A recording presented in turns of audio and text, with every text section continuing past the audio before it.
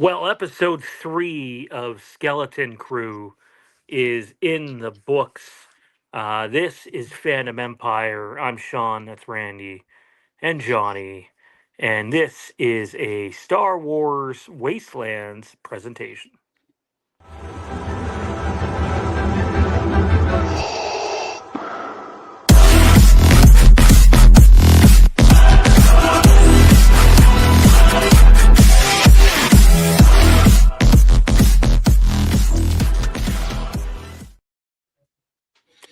All right, fellas, episode 3 in the books.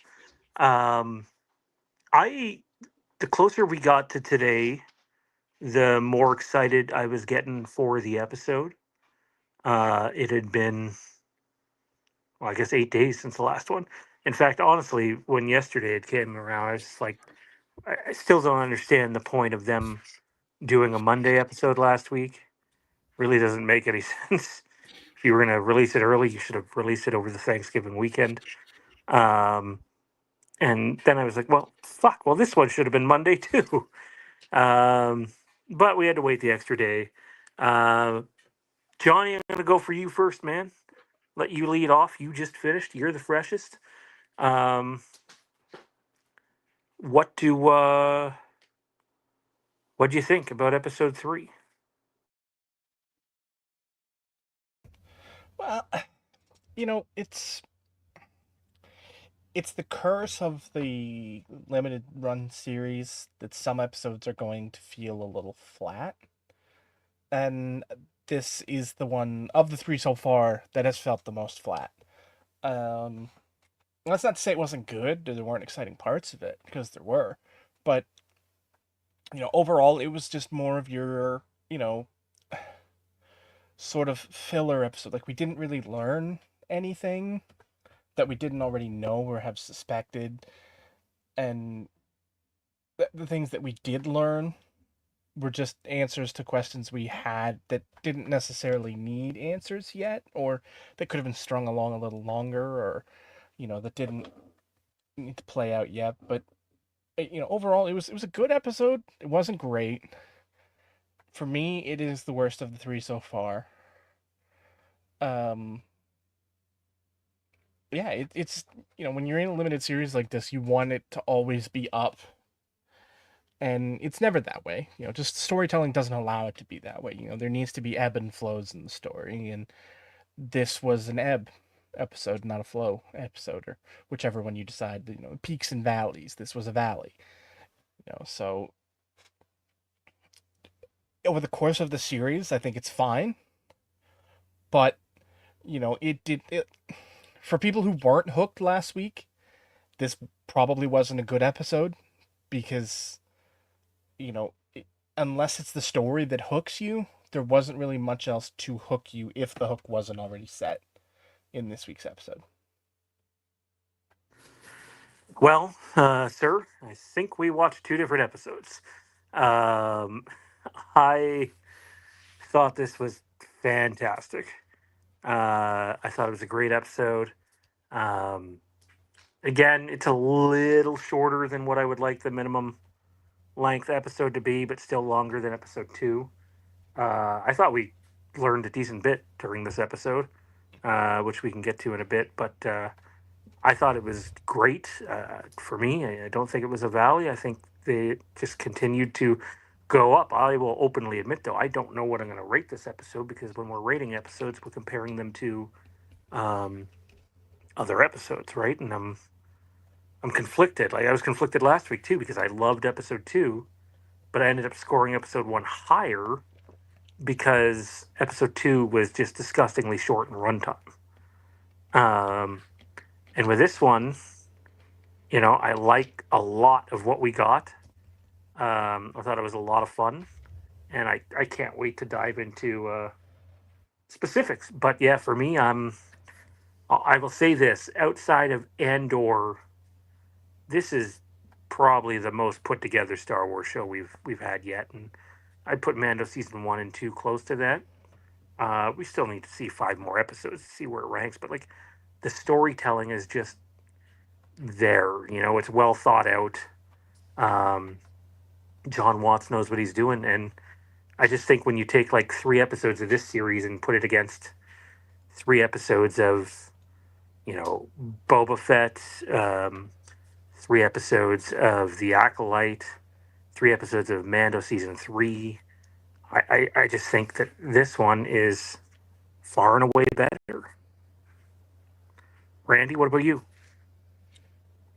Well, I mean, I enjoyed the episode a lot. I felt like we did learn a few things that we didn't know or that we suspected, and I'm always fine with that. It kind of rewards you for kind of being a little more forward thinking and catching up on those little things where you just kind of go, why did they say this? Why did they say that? I thought we were rewarded this week for the talk we had last week. Uh, but yeah, it was a lot of fun. I mean, we got you know, that wry sense of humor with like some snarky comebacks here and there. Nothing too egregious, but still the humor was there. The action was there. I enjoyed the music for it, but overall, I thought it was a good episode. I mean, yeah, we got more. I will say I checked my phone once only because of the runtime. Because last week, it was so short that it caught me off guard. But when I looked down at my phone, I was like, okay, good, we got about 20 minutes left. I was like, this works because it's yeah, we need longer episodes. I think if we had longer episodes, similar to episode one, if we can hit 40 minutes, I think that's a good sweet spot for this series.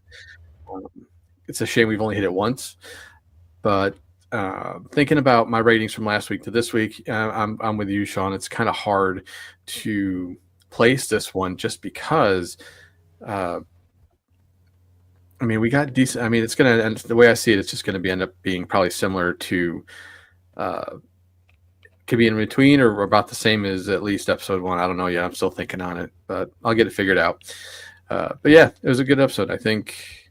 Um, it did get me to the point where I'm ready to see what happens next, and I think that's always uh, the mark of a good episode is that keeps you interested enough to where you're just ready for the next episode. Yeah, absolutely. Again, like it feels like it's a well put together story where um, the accolade at times, a lot of the times, felt like we were hitting bullet points rather than telling a cohesive story. Bless you.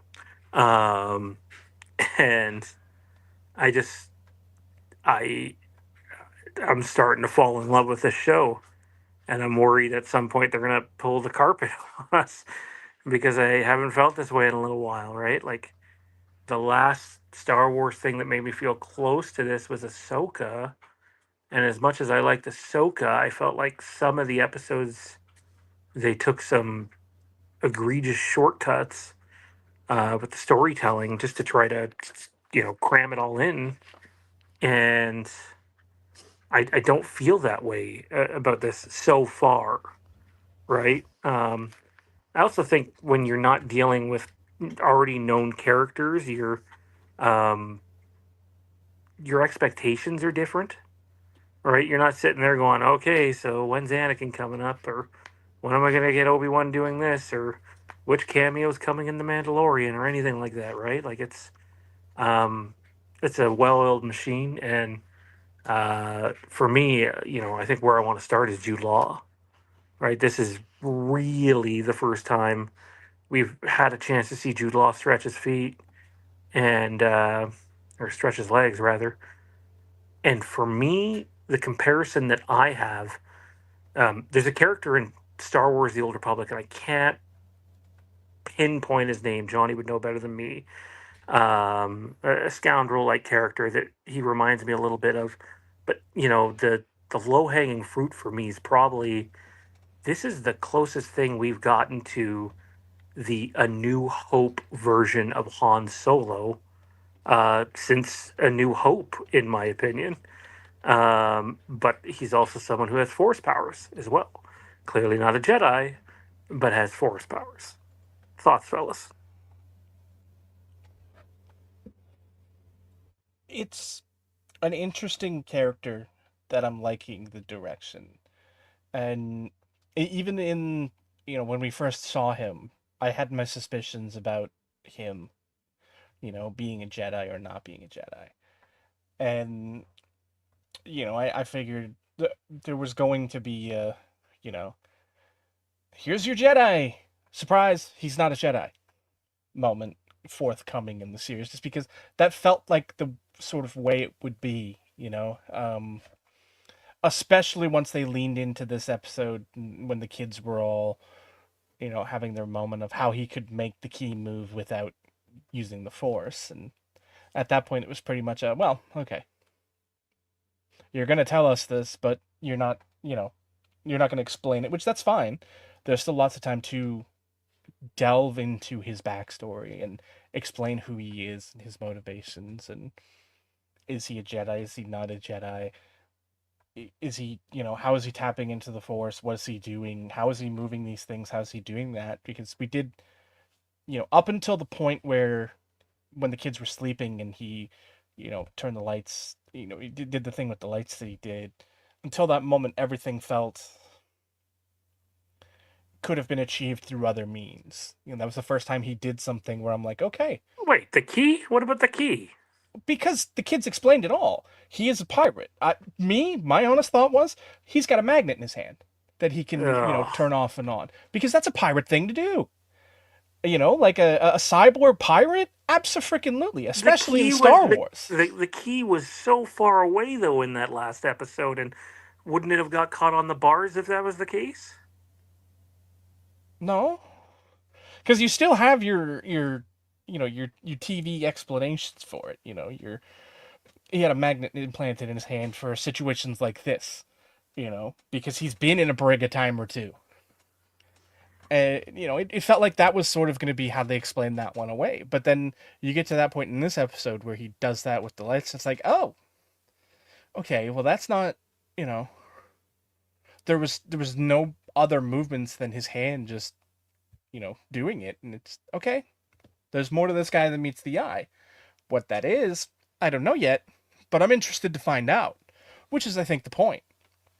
And it's going to be interesting seeing more and more of his backstory explained, because there is clearly a depth here that, you didn't necessarily get. You saw moments where, you sort of pierced beyond the superficial, especially there at the end when they were trying to get him on the ship, when he was trying to get them on the ship, and, they were trying to get him to tell the truth. And, you could see beyond the superficial at that point and see that there is a depth to this character that wasn't necessarily going to be there when everything so far we'd seen from him was very surface level stuff, which you'd expect at this point.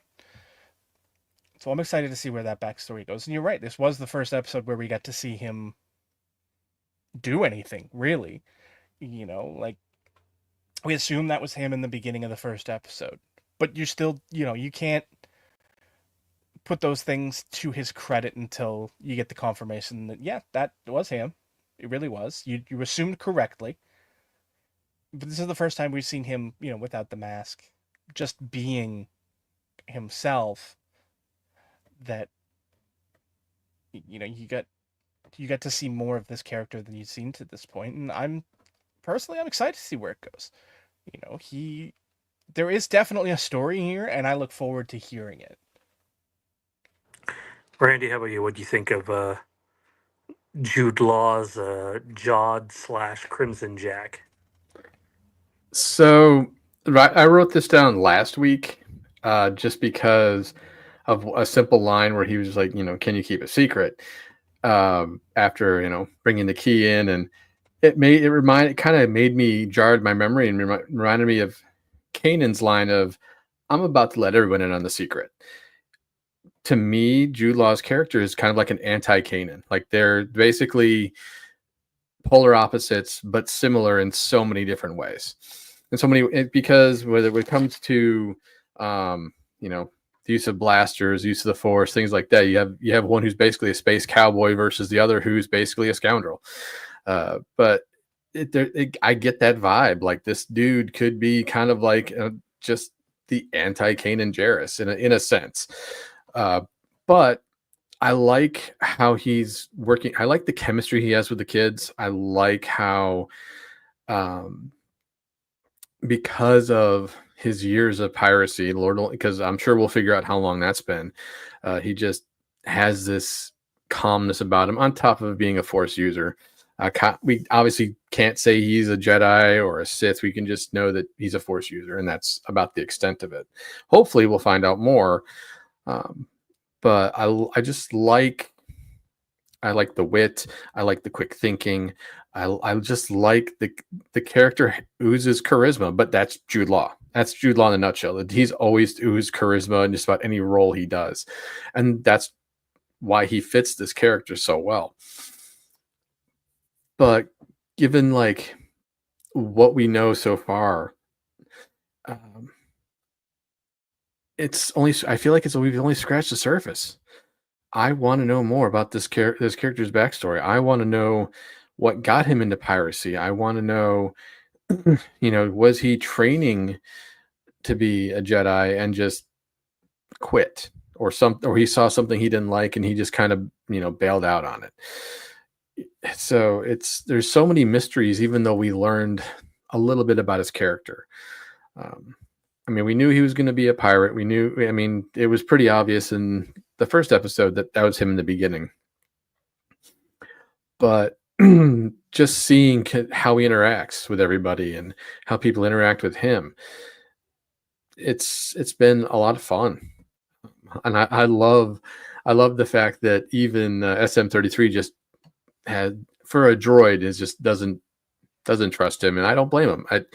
KB is another one. It's like there's just something that they all know that he's hiding something, and I think it's going to be really fun and interesting as we get through the rest of the season to learn his backstory and kind of see how he develops as a character, because I feel like there is potential to be a hero, but also I feel like there's also that potential for him to just kind of stay on the path of the pirate and take it the whole way, like you were talking about, kind of like that whole Han Solo feel from the original. That's what that's the type of character he is for so far, and I'm really curious to see what type of development we get out of him. I like that you brought up the chemistry between Jude Law and the kids, because you move away from like the in canon story and like the in galaxy stuff, and that's a big deal for me. Like, how's the acting? How's the writing? How are the visuals? How's the sound design and the set design and the cinematography? Those are all big things, and I had a couple of nitpicky things at moments where you could tell, oh, they used a volume shot there. But aside from that, again, I think the show looks fantastic, and the chemistry between him and the kids, and just the kids themselves, is good. Well, it's hard to get one child actor to work, let alone four. And this is not to pick on Jake Lloyd. I think Jake Lloyd was a fine child actor, just didn't have the strongest material to work with. And, back in 1999, he became, poor him and Ahmed Best became, whipping boys for people that were mad at the movie, that being The Phantom Menace. But, just looking at Jod slash Crimson Jack, it, I can't help but wonder if we already know his backstory. He's force sensitive. He's probably in his late 30s to early 40s in this. That's the way they have him looking, because Jude Law in real life looks a little older than how they're presenting him in the show. Um, and English accent, if I recall correctly. Well, who else has an English accent? And I'm not just going off the accent thing, but there's been long, long, long rumors, and the guy below me was on this train for a bit too, about Obi-Wan Kenobi and um, Satine, and I forget her kid's name. I always forget her kid's name. It's something weird. Um, supposed to be to him. He thinks it's their his aunt, but it's actually his mom. Um, and I I don't know if they'd go that on the nose with it. Um, I wouldn't rule it out simply because Filoni's involved in the show too.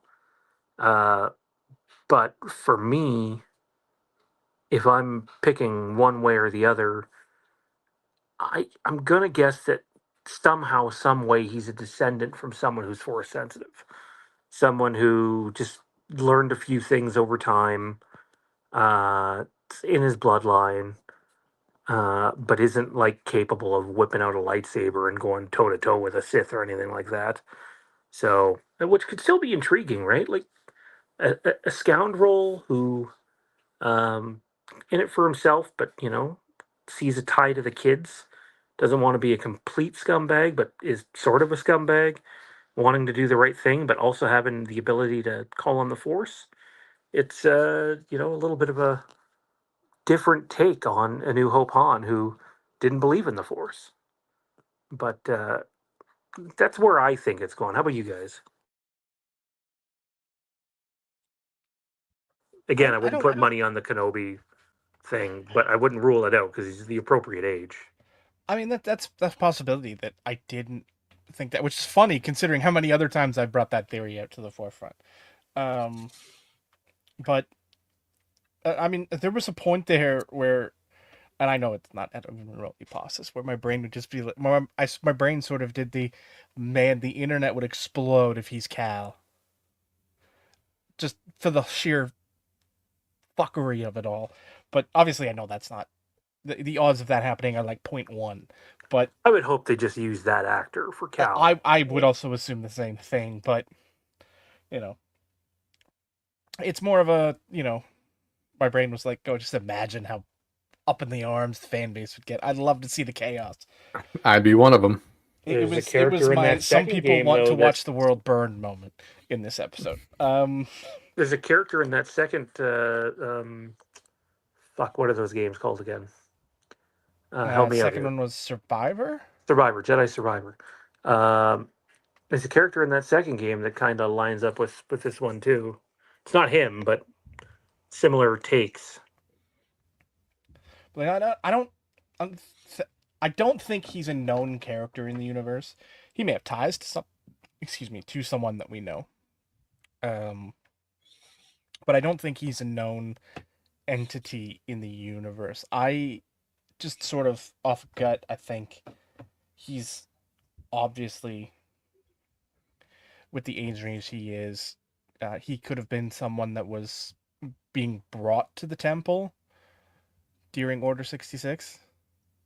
Someone who was being brought to the temple, and the Jedi was killed by the clones, but the clones didn't kill him for Oh, so whatever like he could reasons. be the Kenobi thing. What's that thing called? Um, the Path. Is that what they were calling it? Yeah. Yeah. So like, if he was a youngling back then, or a little older than a youngling, the age Mhm. lines up. Yeah. So I think it's gonna be something like that. Um, Maybe even directly tied to that. This may finally be where we get our answers to what happened to the other Jedi tied to the path. Quinlan Voss. Yes. So it'll be interesting to see where that goes. I think he ties to the universe and two characters we already know, but is not himself a character we already know. Yeah, we'll have to see what happens in regards to that. What about you, Randy? You have any earth-shattering predictions on who Jod really is? I mean, wouldn't it be wild if he was? I looked it up, and I hope that you're saying Corky. That's Yeah, Corky that's Kreese. yeah. How wild would that be? But Be one hell of a casting. right, I don't know. I kind of feel like he could have been either a youngling or someone on their way to the Jedi Temple. I mean, that I mean, but I would think of at least a youngling. He has to have some form of training, and we know a lot of the masters were able to hide a lot of their Padawans. So I mean, how many different stories have we gotten where it's just a hidden Padawan just all of a sudden shows up out of nowhere? Whether it's Kanan or Cal Kestis or Grogu. Um, so it's not out of the question that he could be someone's Padawan who was just hidden away at the right time. Now, it'd be kind of neat to learn who his master was, if that is the case, if that is revealed. Um, but ultimately, it's gonna be a fun ride with him. It just because of that personality he has, and I feel like at some point he will get really super vulnerable with the kids because he's going to grow more and more attached to him, kind of like how we will through the series. And I think that's kind of how we're going to learn more about him. And yeah, I mean that's the best thing I can think of. There's really nothing earth shattering at this point until we kind of get more hints at his backstory, at his lineage. And then once we have that, that's kind of when we can start really ramping up speculation on like the timeline, where he was, who he was learning from, how he escaped, things like that. So, a few things that I wanted to point out, and they're not like, oh, it's that, but just some similarities between them. Is the ship has been bothering me. Um, it's like, man, that thing looks, the shape of it looked familiar, and I couldn't pinpoint it. And then I got it during this episode, during a certain shot of it. And it looks damn close to the Jedi ship in Star Wars: The Old Republic. The Now that ship buffers out a little bit more in the front, but like just the length and the way it's constructed and how it is in the back too, like very very similar. And then you have that spaceport they're at. What is it? Port? I've forgotten the name because I don't think they said it during this episode. Um, but they're at that port anyways. And as they're getting ready to make the jump to light speed, the fuel line's still attached. I'm like, huh. There's this port in this asteroid field, and now a fuel line's about to let go, and maybe it'll blow the whole thing up. It didn't. I'm like, wow, this is the Paragus mining facility out of Knights of the Old Republic too. Um, and can I just say, and I'd love to hear your guys' take on it's a simple little thing, how refreshing it is to actually be in space in Star Wars and have it look good and feel good. And there's just way too many times where the space thing in Star Wars has been like, okay, here we are, and we're here for 10 seconds, and now we're on the ground. 10 seconds, now we're on the ground. 20 seconds, now we're on the ground. It's refreshing, in my opinion. Some of the best parts about the original trilogy. We spend a significant amount of time in space. Yeah, Well, I mean, even the ground shots in this episode, which obviously were mostly on the planet there at the end, like the moon, even they were sort of space scenes, sequences. Like I was mesmerized with that starry night atmosphere that you could see there when they were, on that moon there at the end. I loved it. You're right. It's the best space we've had in a long time in Star Wars, and it actually feels like space, which is something we haven't had for a long time. I dare say we never got it in the sequel trilogy. Even the stuff that was in Yeah, I'm space not didn't. counting the world's slowest space chase from The Last Jedi or their wannabe Transformer space battle at the end of The Rise of Skywalker. We don't want to talk about Leia's air bubble. Sorry, I don't know what you're talking about. Good answer. Good answer. Um, but no, it felt like space, which is something that we haven't had in Star Wars in a very long time. You're right. It just you can feel the vastness, the expanse of it, even when you're not seeing it. like I said, when they were on that moon, you felt like you were on a moon, which is something Star Wars has never really had. Like from a moon that actually feels like a moon. And this time they did that. Like Hey, Randy, you can tell he didn't watch Andor. that's no surprise. We've not made that a secret. But Very true. Oh, it's coming. It's coming. Yep. But no, you're right. Them walking on the moon and having that colorful planet just bright as day behind them to just give their silhouette out. That was a really cool shot. And also the music when landing on the planet using a theremin in there on top of the orchestral music, that was a nice little nod to Star Trek. And it was just cool. It was something different, but it still felt like Star Wars. It's not like some of the crappy music we got with the Acolyte, but yeah, music always played a huge part in Star Wars, and we definitely we've been getting it in spades in this series so far. But yes, it feels like space, and I like the fact that we even had a nice little exciting chase scene between the X-wings and the crew there. I thought that was really well done, and yeah, this is, dare I say, it's definitely so far been one of the best we've seen in a while out of Disney Plus. So for all the crap that we got about all the issues, all the delays, honestly, it's been worth it. This having to wait this long, it's been worth it.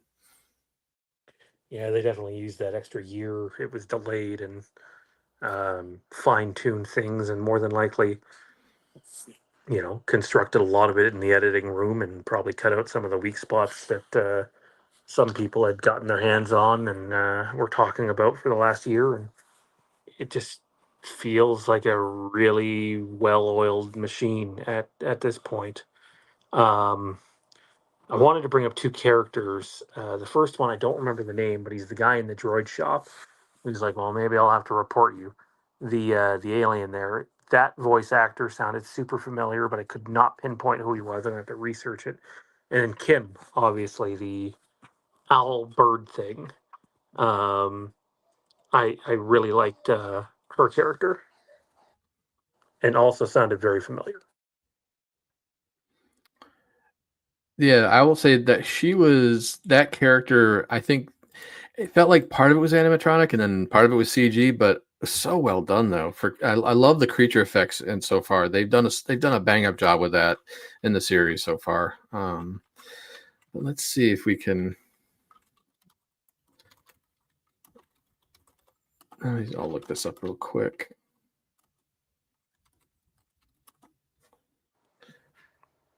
Okay.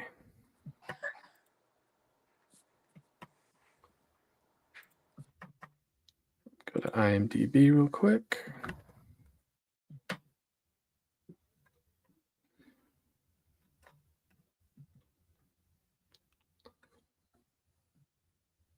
Yeah, I wish I could remember the name of that one character, but fortunately,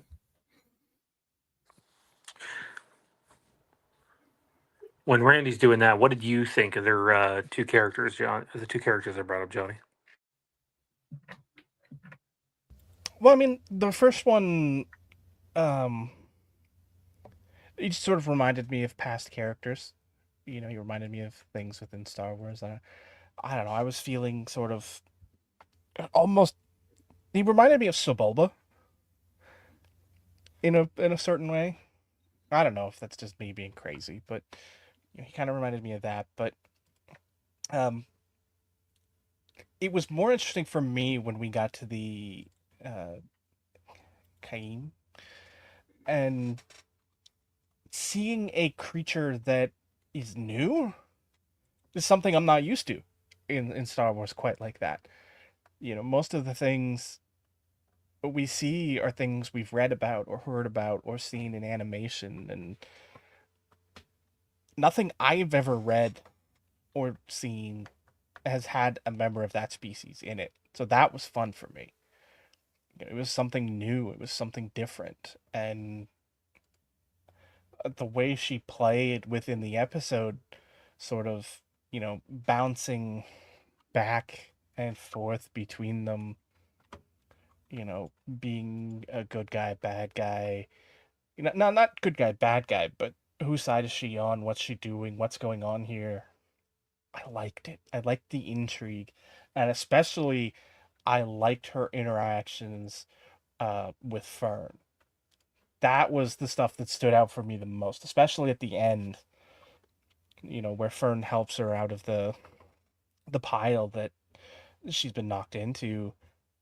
I love that scene, that sequence there where you know talks about using your head, and if you need help you can kind of. I loved it. I loved that whole interaction with that character because it was different, it was fun, and it fit it with the story moving forward a lot of pieces. That was where for me the most forward momentum within the story was.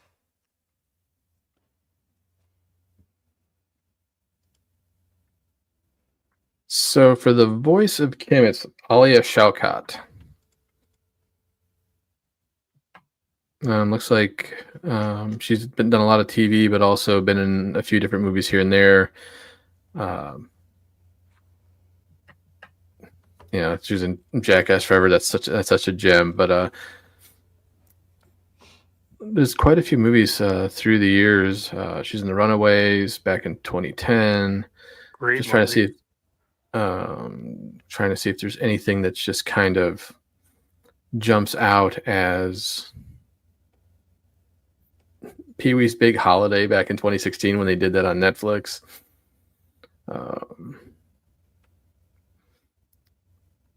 But yeah, it looks like she's been in quite a bit. It looks like she was in Arrested Development as part of the main cast. She's Veronica Mars. So she's been in a lot. She's had voice stuff on Robot Chicken. But it's been pretty active since the late 90s, early 2000s. So it's not like she hasn't had doesn't have much of a career there. So, but still can't find the other guy that that droid shop that droid shop character. Kind of wish I'd paid a little more attention to that. I was just more like, okay, let's get out of here.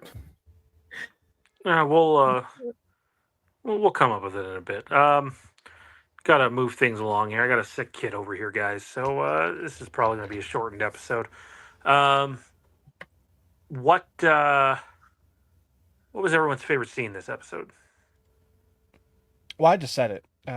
It's Kaim and Fern in the end there, because Fern is a character that to this point hasn't had quite the focus on her that some of the other kids have had, and seeing her have her moment and push herself forward with that, and her interactions with Jude Law on the ship after that were great. I loved it. So that's my favorite scene is Kim and Fern. I liked the whole just once they're on the moon. I know it's a bit of a cop out, but like everything that takes place there is just top notch. Yeah. So for me, yeah, I can definitely cop out and say the moon for sure. I'm going to shorten it up a little bit though. I really liked the chase at the end there, just because of the music, the effects. I think giving the kids every one of them something to do, kind of making them feel like a crew. I thought that was really well done. Um, I like the banter between Wim and Fern when they're trying to fire turbo lasers at at the X-wings. But ultimately, yeah, that scene itself was my favorite. I can't be the only one who was expecting Carson Teva when the No, X-wing I was kind of cockpit hoping opened. that myself. Get that one cameo out of the way.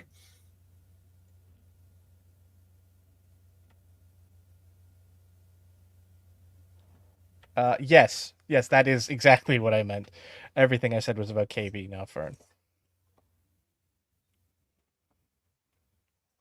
I got my kids confused.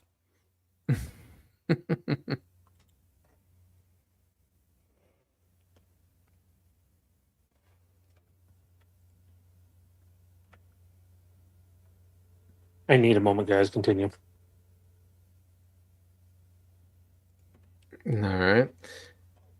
So Johnny, in your opinion, so in terms of KB, uh, what what do you think of like the prototype that she wears that's similar to Lobot in Empire Strikes Back? Because you know that's like the start of what leads up to what Lobot's wearing. Um, it's interesting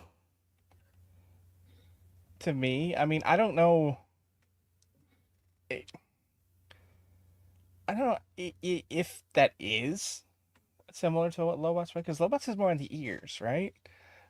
But And well, just remember, they're basically out of time. They don't even know about the war. They've been kept out for. yeah, I think it's sort of a similar but different type thing.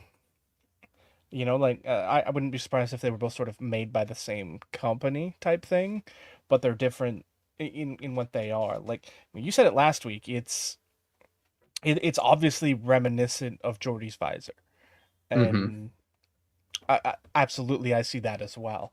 Um, I think that's more what it's like. It's more for like the visual feedbacks and computer stuff than it is for that. So, could it be like the same as Lobots? Sure, I suppose.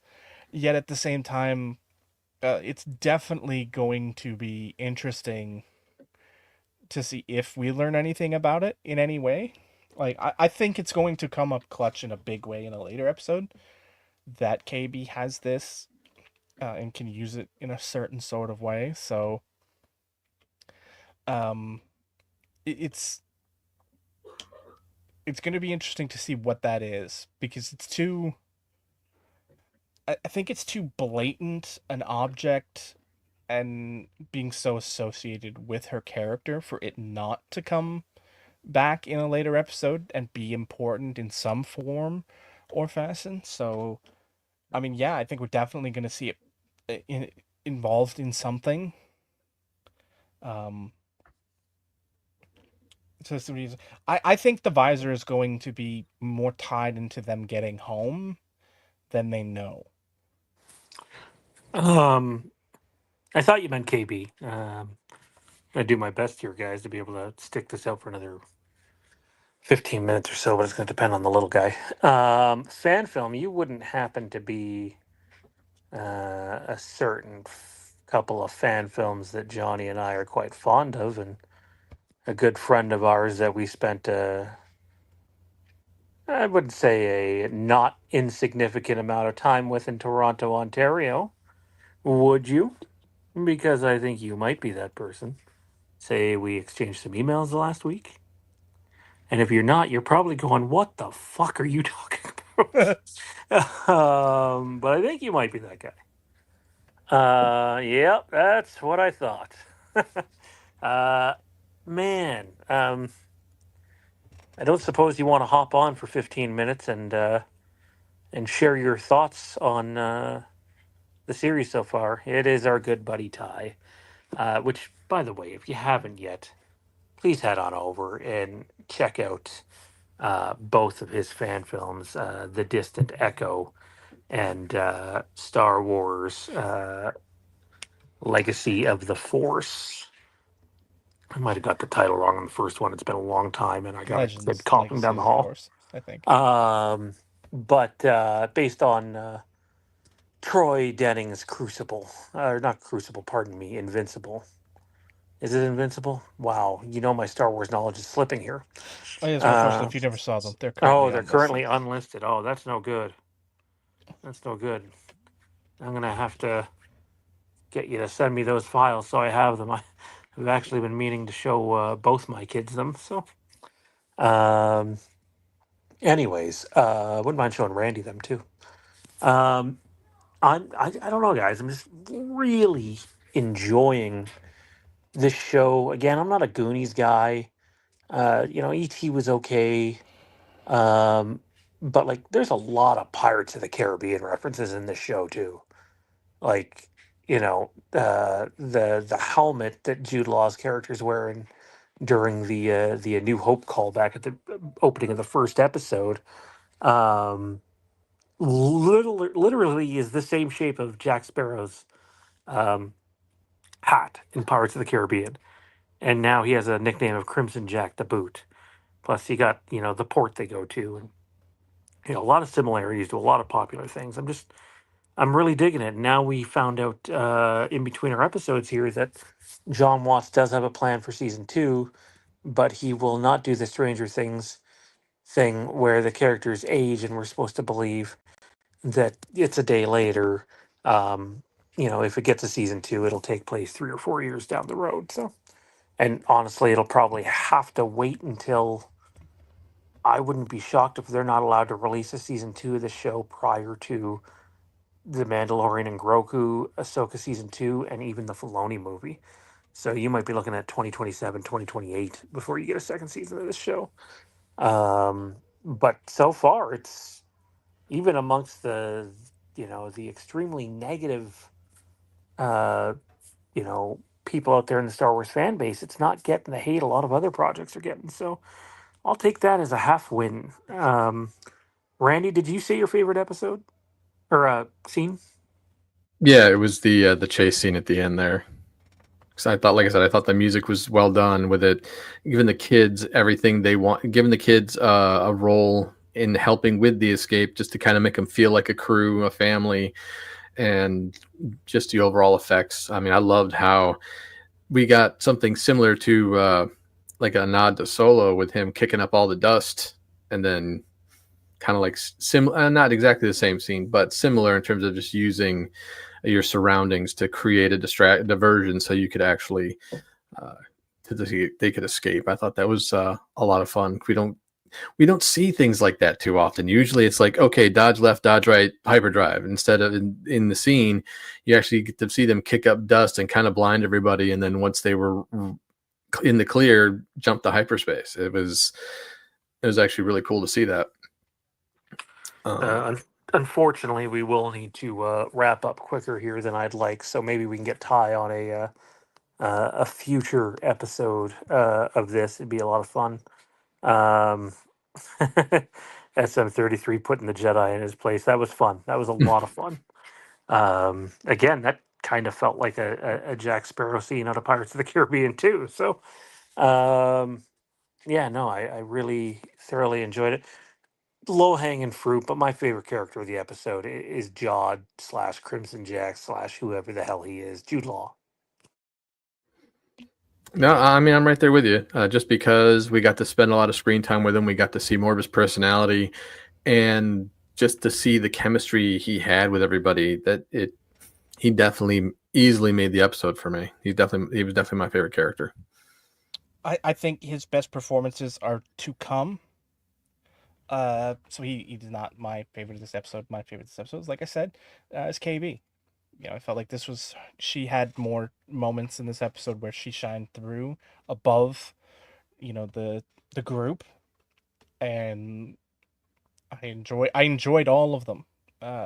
With Jod, there's still so many questions, and I think we're going to get more of them, for the next few episodes. That I think his episodes, his moments are still to come, despite what was, a much better performance from him than in the past episode, because he actually did stuff this time.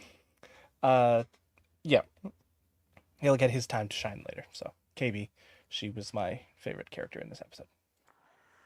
Yeah, no, I completely agree.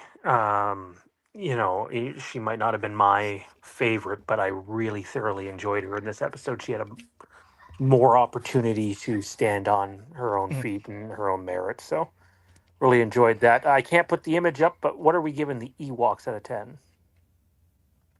Oh man, I actually have to give it a number. I can't tell you which Ewok ranking. Wait, hold on. I'm gonna see if I can't channel the chart. Um, this is the Ewok between me and uh the other guy that shouldn't be in it. That isn't an Ewok. The middle one. For me, like I said, I felt like this episode was more down than the others, just because the other episodes were all up, up, up, up, up, up, up, up, up. This one did feel a little flatter. Not to say it was bad, but just it's over the course of the series. I think this is going to be one of the more middle episodes.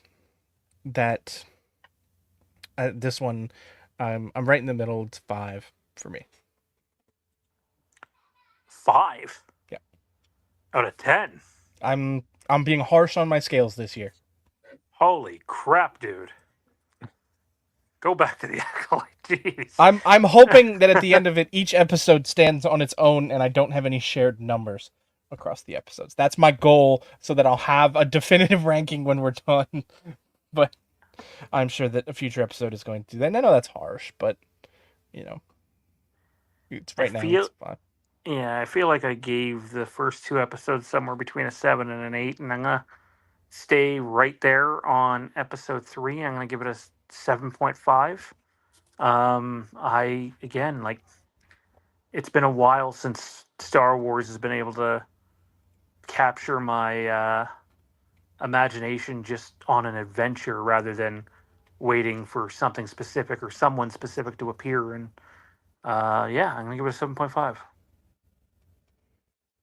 So, like I said, with what we got last week, I think I had given episode 2 it was an 8, just because it was over so quickly that it was just that much fun. But however, just being too short is what gave it demerits. And I think it was 7.5 for episode 1. This one, I think I'm going to stick with the 7.5 just because it was a good episode. It's not great. We haven't hit great yet, and I have a feeling we just may. I'm holding out hope for that. But yeah, it hit on all the notes. It was longer than episode 2. Music was great. The acting was great. I liked the questions that were answered and the new questions that were given to us. So yeah, 7.5. You know, with Johnny's 5 score, I might need someone to restrain me when he starts giving scores for Andor. So, Well, I can tell you, you're going to hate the score for the first 2 episodes. I guarantee. I was not a big fan of Andor episode 1. It took me some time to get into it, so I wouldn't be shocked if our scores aren't all that different in the first episode or 2. I think that's gonna do it for us, guys. I got 2 sick kids down the hall. I wish I could stay longer. One was up, now both are up. So if I don't go, then I may never be back. So, Johnny, where can everybody find you at? I'm assuming you're streaming a certain something. I'm hoping to do that this weekend. Here, there, and everywhere. Twitch.tv/bros before pros. We are planning Indiana Jones. I just don't know when specifically I'll be doing that. Yeah, I have heard nothing but amazing things about it. Like, super positive across the board, and that's nice because the last 2 movies haven't been that. Randy, how about you? Where can everybody find you? Well, obviously Tuesdays you got me here. We've got hopefully either Wednesday or Thursday recording a new episode of Sports Brew. Just Google Sports and Brew if you like drinking, bullshit, and sports. You'll be able to find us. And on X, I'm at Giggity Giles. Sounds good. Big thank you to our channel sponsors, Mr. Matt Whitfield, Jesse over at Jesse's Storytime Spectacular, Ryan from Colleague Nation, and Jason over at Backtrack Cinema. Without the contributions from them and our patrons, we wouldn't be able to be on here doing content. So big thank you to all of those individuals. But for Johnny and Randy, I'm Sean. We'll see you next time on the next Star Wars Wastelands presentation right here on Fandom Empire.